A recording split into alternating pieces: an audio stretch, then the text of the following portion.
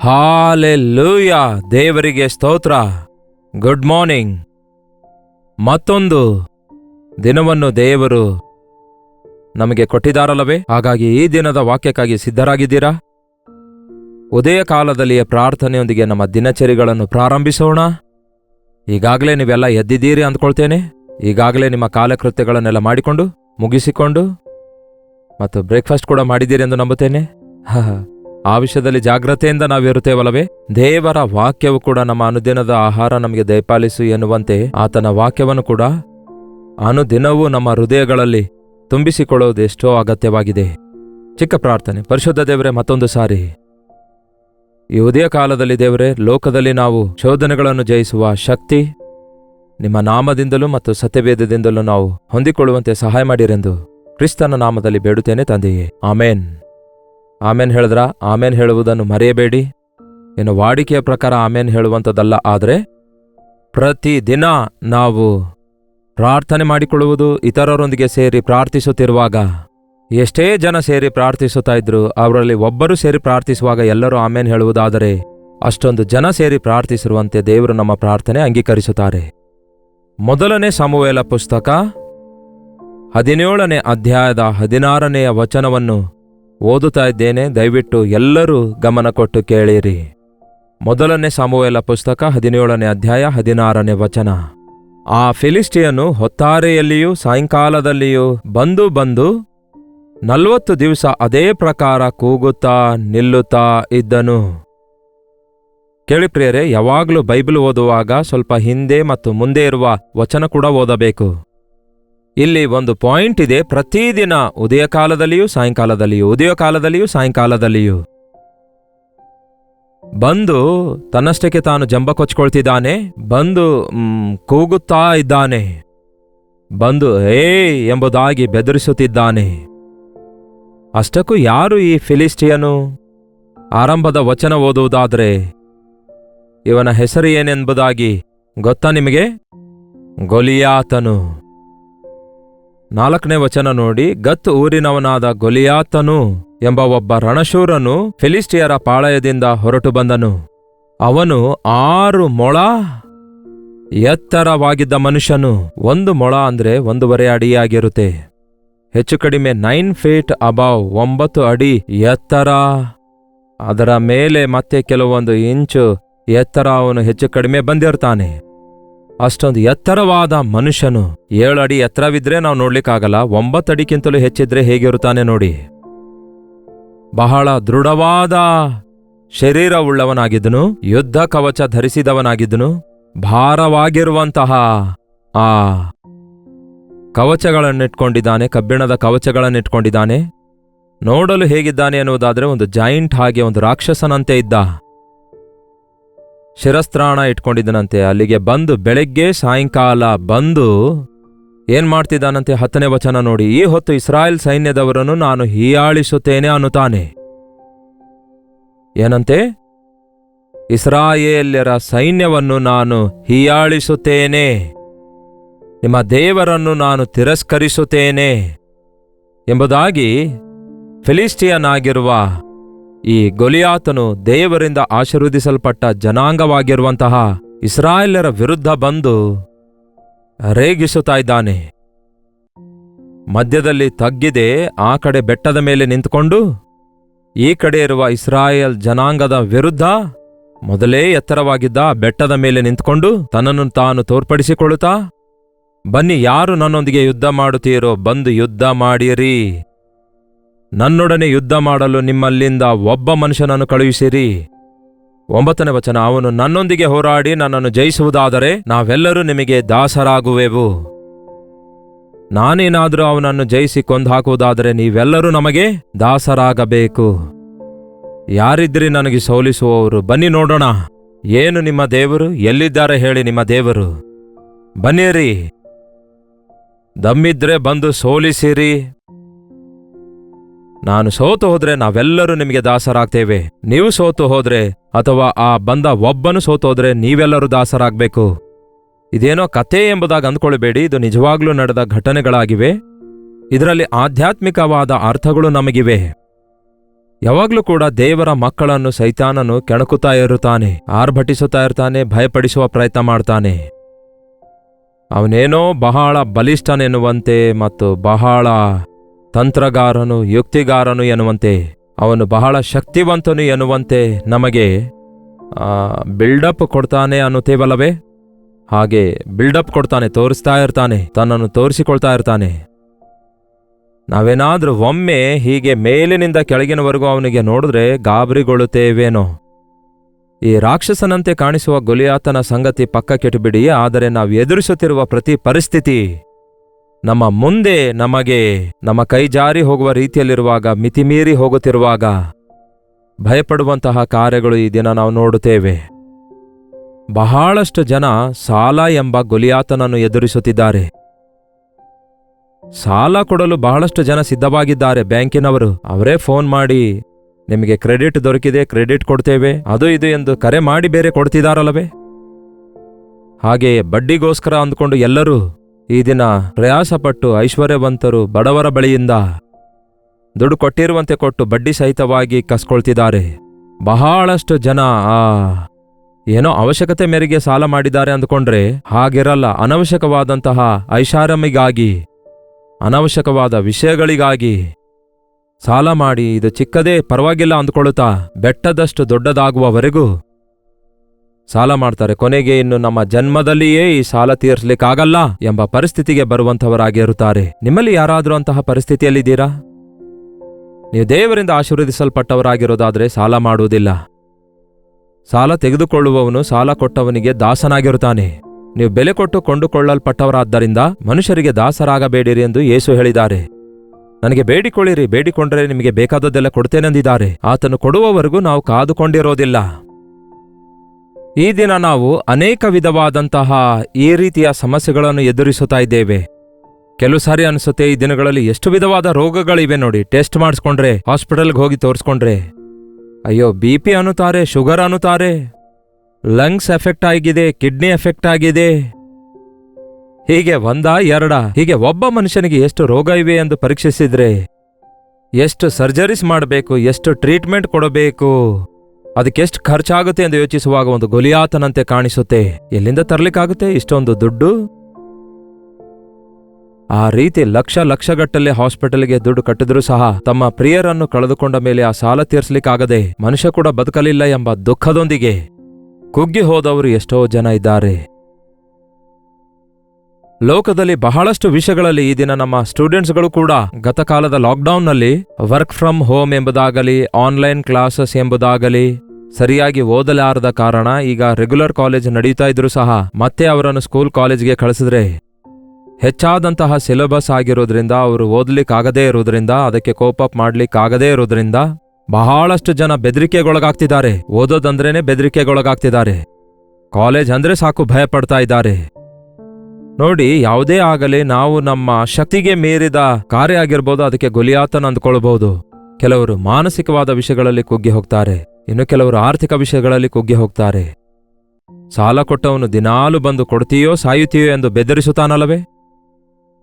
ಓದು ಮಗನೇ, ಚೆನ್ನಾಗಿ ಪರೀಕ್ಷೆ ಬರೀ ಮಗನೇ, ಈ ಸಾರಿ ಏನಾದ್ರೂ ಫೇಲ್ ಆದ್ರೆ ಓದಿಸುವುದಿಲ್ಲ ಎಂದು ತಂದೆ ತಾಯಿಗಳು ಹೇಳುತ್ತಲೇ ಇರ್ತಾರಲ್ಲವೇ? ಅಷ್ಟೇ ಅಲ್ಲ, ಬಹಳಷ್ಟು ಸಾರಿ ಡಾಕ್ಟರ್ ಕೂಡ ಹೇಳ್ತಾರೆ, ನೀನು ಬದುಕೋದಿಲ್ಲಯ್ಯ, ಮುಂಚೆ ಹೇಳಿದಂತೆ ನಿನಗೆ ಈ ಸರ್ಜರಿ ಏನಾದ್ರೂ ಮಾಡಿದ್ರೆ ಬದುಕುವ ಚಾನ್ಸ್ ಇರುತ್ತೆ ಎಂದು ಹೇಳಬಲ್ಲೆವು ಎಂದು ಭಯಪಡಿಸುತ್ತಲೇ ಇರ್ತಾರಲ್ಲವೇ? ಅಂತಹ ಸಮಯದಲ್ಲಿ ಹಾಗಾದ್ರೆ ನೀವೇನ್ ಮಾಡ್ತೀರಿ? ಭಯಪಡುತ್ತೀರಿ, ಹೌದಲ್ಲವೇ?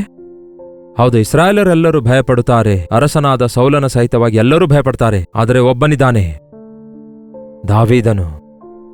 ಇನ್ನು ಚಿಕ್ಕ ಹುಡುಗನಾಗಿದ್ದ, ಆಗ ಹುಡುಗನೇ ಯವನಸ್ಥನೇ ಆಗಿದ್ದ. ಆದರೆ ಅವನು, ಎಲ್ಲರೂ ಬೆದರಿಕೆಗೊಳಗಾಗ್ತಿದ್ದಾರೆ ಗೊಲಿಯಾತನ ಮಾತು ಕೇಳಿ. ದಾವೀದನಿಗಾದರೂ ರೋಷ ಬಂತು.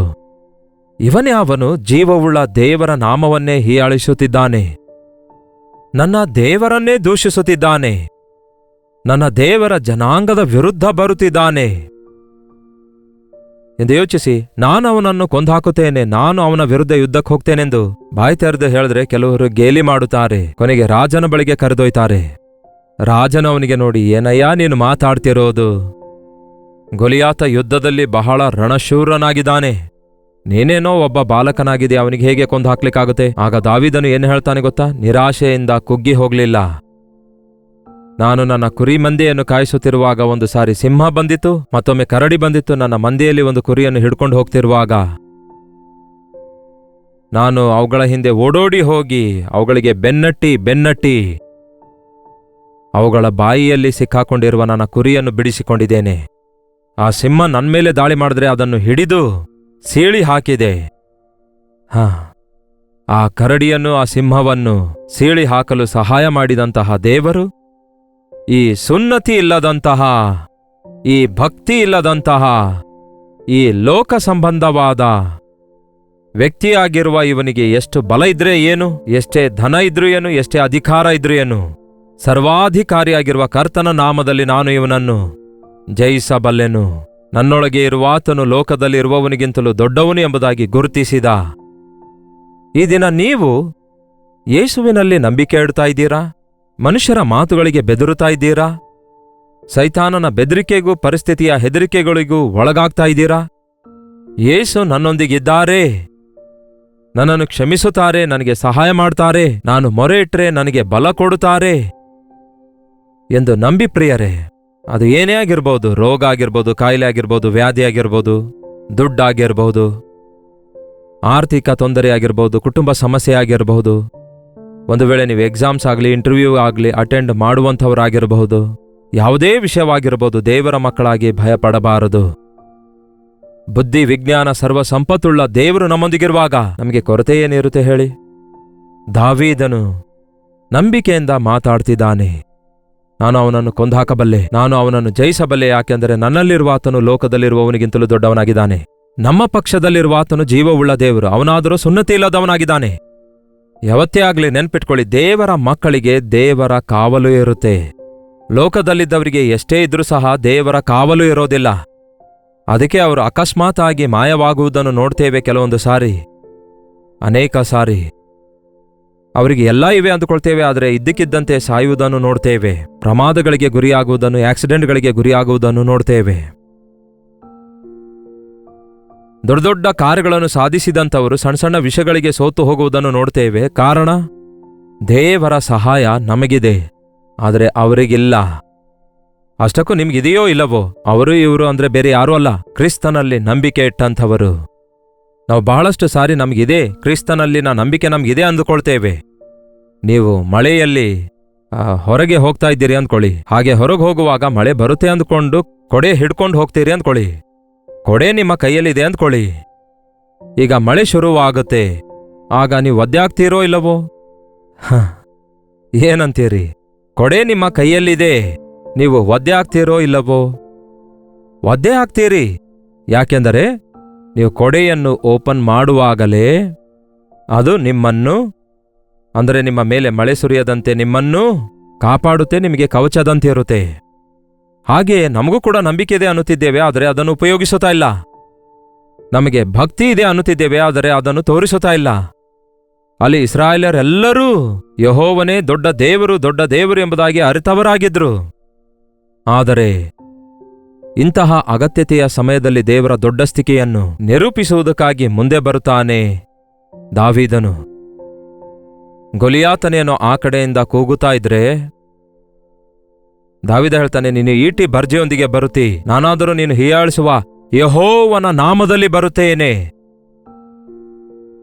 ಯೇಸುವಿನ ನಾಮದಲ್ಲಿ ನಾನು ಬರುತ್ತೇನೆ ಅನ್ನುತ್ತಾನೆ. ಎಷ್ಟೋ ಸಾರಿ ನಾವು ಹಾಡ್ತೇವಲ್ಲವೇ, ಯೇಸುವಿನ ನಾಮದಲ್ಲಿ ಜಯ ಇದೆ ಎಂಬುದಾಗಿ, ಯೇಸುವಿನ ನಾಮದಲ್ಲಿ ಜಯ ಇದೆ ಎಂಬುದಾಗಿ, ಸ್ವಸ್ಥತೆ ಇದೆ ಎಂಬುದಾಗಿ ನಾವು ಹಾಡ್ತಿದ್ದೇವೆ. ಆದರೆ ನಂಬುತ್ತಾ ಇದ್ದೇವಾ?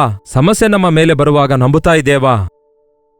ನಮ್ಮ ವಿಷಯಕ್ಕೆ ಬಂದಾಗ ಕರ್ತನು ಎಷ್ಟು ದೊಡ್ಡವನಾಗಿದ್ದಾನೆ ಎಂಬುದಾಗಿ ಗುರುತಿಸುತ್ತಾ ಇದ್ದೇವಾ ಎಂದು ನಾವು ಪರಿಶೀಲಿಸಿಕೊಳ್ಳಬೇಕು.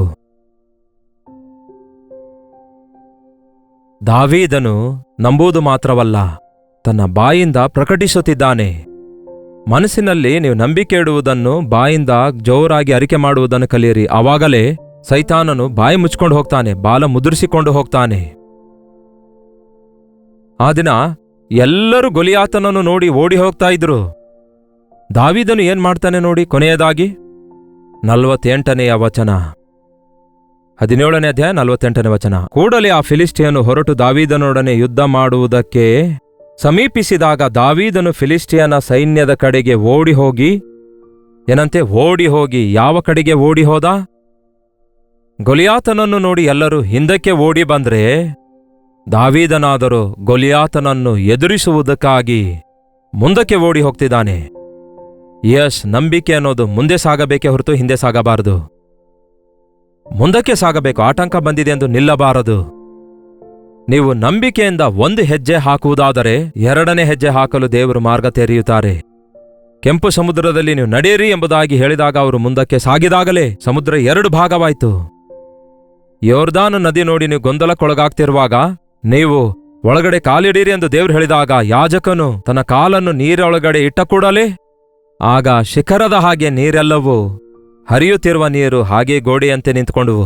ಇದನ್ನೇ ಬೈಬಲಿನ ಯೆಹೋಶುವ ಪುಸ್ತಕದಲ್ಲಿ ನೋಡ್ತೇವೆ. ನಿಮ್ಮ ಜೀವಿತದಲ್ಲಿ ನೀವು ಕೂಡ ಎಂಥದೇ ಹೋರಾಟ ಎದುರಿಸ್ತಾ ಇದ್ರೂ ಕೂಡ ನಂಬಿಕೆ ಇಡೀರಿ.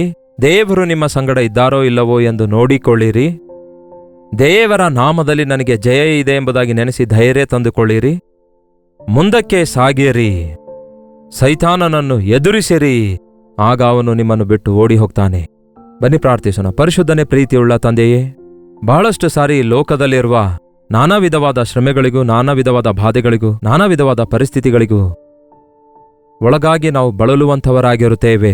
ಸೈತಾನನ ಬೆದರಿಕೆಗೆ ಬೆದರುವವರಾಗಿರದೆ, ಈ ಸೈತಾನನು ಸೋತು ಹೋದ ಶತ್ರುವಾಗಿದ್ದಾನೆ ಎಂದು ಗುರುತಿಸಿ, ಸೈತಾನನು ಒಬ್ಬ ದುಷ್ಟನು, ಅವನನ್ನು ಯಾವತ್ತೂ ನನ್ನ ಕರ್ತನು ಜಯಿಸಿದ್ದಾರೆ ಎಂಬುದಾಗಿ ನಂಬಿಕೆಟ್ಟವರಾಗಿ, ಶಕ್ತಿವಂತನಾಗಿರುವ, ರಕ್ಷಕನಾಗಿರುವ, ರಾಜಾದಿರಾಜನಾಗಿರುವ, ಸಮಸ್ತವೂ ಸಾಧ್ಯಗೊಳಿಸುವ ದೇವರಾದ ನಿಮ್ಮಲ್ಲಿ ನಂಬಿಕೆ ಇಟ್ಟು ನಿಮ್ಮ ನಾಮದಲ್ಲಿ ಮುಂದೆ ಸಾಗಲು, ನಮ್ಮ ಆಧ್ಯಾತ್ಮಿಕ ಜೀವಿತದಲ್ಲಿ ಅನುದಿನವೂ ಜಯ ಜೀವಿತ ಹೊಂದಲು, ಗೊಲಿಯಾತನನ್ನು ಸೋಲಿಸಿ ದೇವರ ನಾಮ ಮಹಿಮೆ ಪಡಿಸಲು, ನಿಮ್ಮ ಮಗನಾಗಿ ನಿಮ್ಮ ಮಗಳಾಗಿ ಅಭಿವೃದ್ಧಿಯಾಗಲು ನಮ್ಮ ಪ್ರತಿಯೊಬ್ಬರಿಗೂ ಸಹಾಯ ಮಾಡಿರೆಂದು ಕ್ರಿಸ್ತನ ನಾಮದಲ್ಲಿ ಬೇಡುತ್ತೇನೆ ತಂದೆಯೇ, ಆಮೇನ್.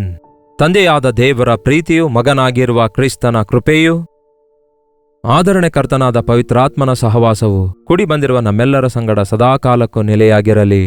ಆಮೇನ್. 8939731313 ನಂಬರಿಗೆ ನಿಮ್ಮ ಪ್ರಾರ್ಥನಾ ಮನವಿ ಮೇಲಿಂದ ಮೇಲೆ ಒಂದು ಟೆಕ್ಸ್ಟ್ ಇಲ್ಲವೇ ವಾಯ್ಸ್ ಮೆಸೇಜ್ ಮೂಲಕ ಕಳಿಸಿಕೊಡಿರಿ. ಒಂದು ವೇಳೆ ನೀವು ಹೊರದೇಶದಿಂದಲೂ ಸಹ ನೋಡುವುದಾದರೆ ಇದೇ ನಂಬರಿಗೆ ನಿಮ್ಮ ಪ್ರಾರ್ಥನಾ ಮನವಿಗಳನ್ನು ವಾಟ್ಸಪ್ ಮೂಲಕ ಕಳಿಸಿಕೊಡಿರಿ. ಫೋನ್ ಮಾಡಬೇಡಿ, ಎತ್ತಿಲ್ಲವೆಂದು ಬಾಧೆ ಪಡಬೇಡಿ. ನಿಮಗೋಸ್ಕರ ಅನುದಿನವೂ ಎಷ್ಟೋ ವಾಕ್ಯಗಳನ್ನು ನಾನಾ ವಿಧವಾದ ಯೂಟ್ಯೂಬ್ನಲ್ಲಿ, ಫೇಸ್ಬುಕ್ನಲ್ಲಿ, ಟ್ವಿಟರ್ನಲ್ಲಿ, ಇನ್ಸ್ಟಾಗ್ರಾಮ್ನಲ್ಲಿ ಪೋಸ್ಟ್ ಮಾಡ್ತಿದ್ದೇವೆ. ನೀವಿನ್ನೂ ಡಾಕ್ಟರ್ ಜೈಪಾಲ್ ಕನ್ನಡ ಯೂಟ್ಯೂಬ್ ಚಾನಲ್ಗೆ ಸಬ್ಸ್ಕ್ರೈಬ್ ಮಾಡಿಕೊಳ್ಳದಿದ್ದರೆ ಹಿಂದೆ ಸಬ್ಸ್ಕ್ರೈಬ್ ಮಾಡಿಕೊಳ್ಳಿರಿ. ಲೈಕ್ ಬಟನ್ ಒತ್ತುವುದನ್ನು ಮರೆಯಬೇಡಿ. ಇತರರಿಗೂ ಕೂಡ ಶೇರ್ ಮಾಡಿರಿ, ಅವರು ಕೂಡ ಆಶೀರ್ವದಿಸಲ್ಪಡ್ತಾರೆ. ಕಮೆಂಟ್ ಸೆಕ್ಷನ್ನಲ್ಲಿ ಬಂದು ನಿಮ್ಮ ಹೆಸರು ಊರು ಟೈಪ್ ಮಾಡಿರಿ, ಎಲ್ಲಿಂದ ವೀಕ್ಷಿಸುತ್ತಿದ್ದೀರೆಂದು ಗಮನಿಸಲು ಅವಕಾಶ ಕಲ್ಪಿಸಿದವರಾಗಿರ್ತೀರಿ. ಕರ್ತನ ಚಿತ್ತವಿರುವುದಾದರೆ ಮತ್ತೆ ನಾಳೆ ಇದೇ ಸಮಯದಲ್ಲಿ ಅನುದಿನದ ಧ್ಯಾನದಲ್ಲಿ ಯೂಟ್ಯೂಬ್ ಲೈವ್ನಲ್ಲಿ ಭೇಟಿಯಾಗೋಣ. ವೈಯಕ್ತಿಕವಾಗಿ ಪ್ರಾರ್ಥನೆಗೋಸ್ಕರ ಸ್ವಲ್ಪ ಸಮಯವನ್ನು ತೆಗೆದು ಪ್ರಾರ್ಥಿಸುವಂತವರಾಗಿರಿ. ದೇವರು ಅನುಗ್ರಹಿಸುವಂತಹ ದೊಡ್ಡ ದೊಡ್ಡ ಜಯಗಳಿಗಾಗಿ ಪ್ರಾರ್ಥನೆಯಲ್ಲಿ ಹೋರಾಡಿ ನಂಬಿಕೆಯಿಂದ ಅದ್ಭುತ ಕಾರ್ಯಗಳನ್ನು ನಮ್ಮ ಜೀವಿತದಲ್ಲಿಯೂ ನಮ್ಮ ಸುತ್ತಲಿರುವವರ ಜೀವಿತದಲ್ಲಿ ನೋಡುವ ಹಾಗೆ ಪ್ರತಿದಿನ ಐಕ್ಯವಾಗಿ ಪ್ರಾರ್ಥಿಸೋಣ. ಅಲ್ಲಿವರೆಗೂ ದೇವರ ಮಹಾಕೃಪೆ ನಿಮ್ಮೆಲ್ಲರೊಂದಿಗಿರಲಿ.